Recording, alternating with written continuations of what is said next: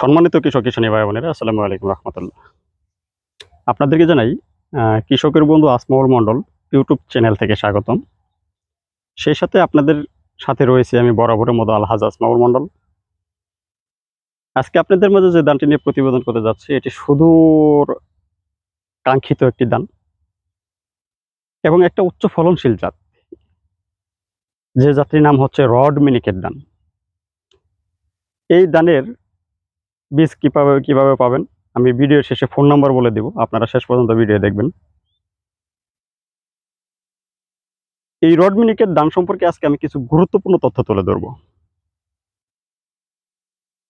এই রড মিনিকেট দান অলরেডি আমি সারা বাংলাদেশে এই দান নিয়ে ব্যাপক একটা পরিচিতি ইনশাআল্লাহ আল্লাহর রহমতে আমি ঘটাইছি। রড মিনিকেটের দানের নাম শোনার নাই এমন কোন এলাকা বাংলাদেশে এখন পর্যন্ত আছে বলে আমার মনে হয় না। এই রড মিনিকেট দানটি একটি উচ্চ ফলনশীল জাত, অর্থাৎ এই দানটি প্রতি ৩৩ শতকে বিঘায় ২৮ থেকে ৩৮ মণ, অর্থাৎ প্রতি শতকে ৪০ থেকে ৪৫ কেজি পর্যন্ত ফলন আসে। অর্থাৎ এমন একটা আলোড়ন সৃষ্টি করেছে এই রড মিনিকেট দান সারা বাংলাদেশে। আমি আজকে বিগত ৫ বছর যাবৎ এই রড মিনিকেট দানের বীজ সরবরাহ করতেছি সারা বাংলাদেশে। এখন পর্যন্ত এই রড মিনিকেট দান চাষ করে ফলন খারাপ হয়েছে এরকম একটা ফিডব্যাক এখন পর্যন্ত আসে নাই, আল্লাহর রহমতে। এই রড মিনিকেট দান একটা নিঃসন্দেহে উচ্চ ফলনশীল। এটি প্রতি ৩৩ থেকে ২৮ থেকে ৩৮ মণ এবং প্রতি শতকে ৪০ থেকে ৪৫ কেজি। তবে এই ফলনটা ফলাতে চাইলে আপনাকে বিশেষ কিছু নিয়ম জেনে শুনে তারপরে এই ধানটা চাষাবাদ করতে হবে। যেহেতু এর তো ফলন বেশি দেয়, সেহেতু এই ধানটা খাবারও বেশি খাবে। আমি সার পরিচর্যার আগে এর সম্পর্কে আরো কিছু বিস্তারিত তথ্য তুলে ধরছি। যেমন এই রড মিনিকেট দানটা আপনার এই দানের শীষের গোড়া থেকে আগা অবধি পর্যন্ত পুষ্ট দানা থাকে, চিটে হয় না। এই দানের চিটাবিহীন দান, এক কথায় শেষ। এটা রোডের মতো শক্ত, শুয়ে পড়ে না বা হেলে পড়ে না বাতাসে। এবং এর ভাত খেতে সুস্বাদু ও ঝরঝরে। এটি সকালবেলা রান্না করে রাত্রেও খাওয়া যায়, সকালে ভাত। এবং এই রড মিনিকেট দান চিকন, আটাশের চেয়ে একটু চিকন, একটু ছোট, ভাত খেতেও সুস্বাদু ঝরঝরে। এই রড মিনিকেট দানের ব্যাপক ওজন, অর্থাৎ একটা মুরগির বস্তায় যেখানে অন্যান্য দান ৪৮ থেকে ৫০ কেজি ধারণ করে, একই সমপরিমাণ বস্তায় এই দানটি ৬০ থেকে ৬৫ কেজি পর্যন্ত ধারণ করে। এত ওজন এই দানের। অর্থাৎ একটি দান ভালো ফলন ফলার জন্য যতগুলো ভালো বৈশিষ্ট্য থাকার প্রয়োজন, এই রড মিনিকেট দানের ভিতরে সমস্ত বৈশিষ্ট্য বিদ্যমান রয়েছে। এটা আমার মুখের কথা নয়, এটা সারা বাংলাদেশে ইতিমধ্যে প্রমাণ হয়ে গেছে। রড মিনিকেট দান যে একটা উচ্চ ফলনশীল জাত। কারণ আমার কাছ থেকে যিনি ১ বছর নিচ্ছেন, ১৫ বছর উনি আরো ১০ জন কৃষককে নিয়ে দিচ্ছেন এই দানের বীজ। যদি ফলন না ভালো হতো তাহলে তারা তো আর নিতেন না। তারা নিচ্ছেন, তাদের অন্য কাউকে নিয়ে দিচ্ছেন, ভালো হচ্ছে বিদায় নিয়ে দিচ্ছেন। আর এই রড মিনিকেট দানটি আপনার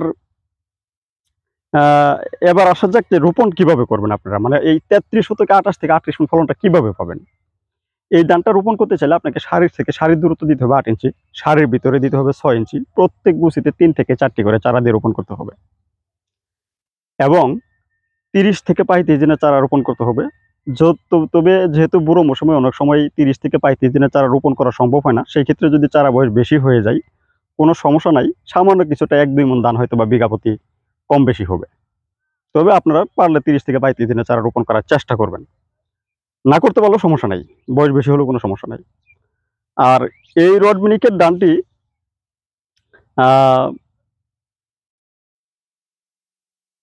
আপনার দানের চাউলও বেশি হয়, অর্থাৎ ৪০ কেজি দানে ৩০ কেজি পর্যন্ত চাউল আসে এবং এই দানে বাজারজাত ভালো। আপনি অন্যান্য দানের চেয়ে ১-২০০ টাকা মণ প্রতি বেশি বিক্রি করতে পারবেন। আর এই রড মিনিকেট দান আপনি যে জমিতে চাষ করবেন, আপনার ওই জমিতে আপনি ২৯ লাগালে যে পরিমাণ সার দিতেন ২৯-এর সমপরিমাণ সার দিবেন। এই দানটা একটু খাবার বেশি খায়। খাবার বেশি বলতে অতিরিক্ত বেশি দিয়ে আবার ধান নষ্ট করে ফেলা যাবে না।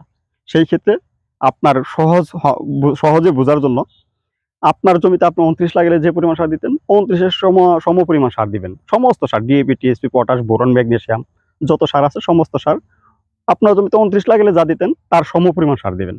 তাহলেই হয়ে যাবে। এই ধানটা একটু খাবার বেশি খাই। খাবার বেশি বলতে ২৯-এর মতো করে খাবার খাই এটা। আর এই ধানটা রোপণের 30 দিনের ভিতরে আপনি সমস্ত সার দিয়ে শেষ করে দিবেন। এই ধানটা আসে আগাম, অর্থাৎ এই ধানের জীবনকাল হচ্ছে 140 থেকে 145 দিন। 28-এর সাথে আসে, 28 2 থেকে 3 দিন সময় বেশি লাগে। এই রড মিনিকেট ধানের বীজ আমার কাছে আছে, যারা নিতে চান তারা আমার সাথে যোগাযোগ করতে পারেন। আমার নাম আলহাজ মোহাম্মদ আসমাউল মন্ডল, পিতার নাম বাহাদুর মন্ডল, শেরপুর জেলা, শেরপুর সদর উপজেলা, কামারেশ্বর গ্রাম। বাড়িটা হচ্ছে মন্ডল বাড়ি, অর্থাৎ বাহাদুর মন্ডল বাড়ি নামে পরিচিত। আমার মোবাইল নাম্বার হচ্ছে 01911795098, 01911795098, অথবা 01835504853। তাই যারা এই বীজ সংগ্রহ করতে চান তারা আমার ফোন নাম্বারে ফোন করে সারা বাংলাদেশের যে কোনো প্রান্ত থেকে কুরিয়ার মাধ্যমে সংগ্রহ করতে পারবেন, অথবা আমার ঠিকানা অনুযায়ী আমার বাড়িতে এসেও নিয়ে যেতে পারবেন। আমরা 100% বিশুদ্ধ বীজ ইনশাআল্লাহ আল্লাহর রহমতে সরবরাহ করে থাকি। আগামী কৃষিতে যাতে আপনারা সফলভাবে এই ফসল ফলাইতে পারেন এবং উচ্চ ফলন ফলাইতে পারেন, সেই দোয়া ব্যক্ত করে আপনাদের সুস্বাস্থ্য কামনা করে এবং দীর্ঘায়ু কামনা করে এখানে শেষ করছি। আসসালামু আলাইকুম রহমতুল্লাহ।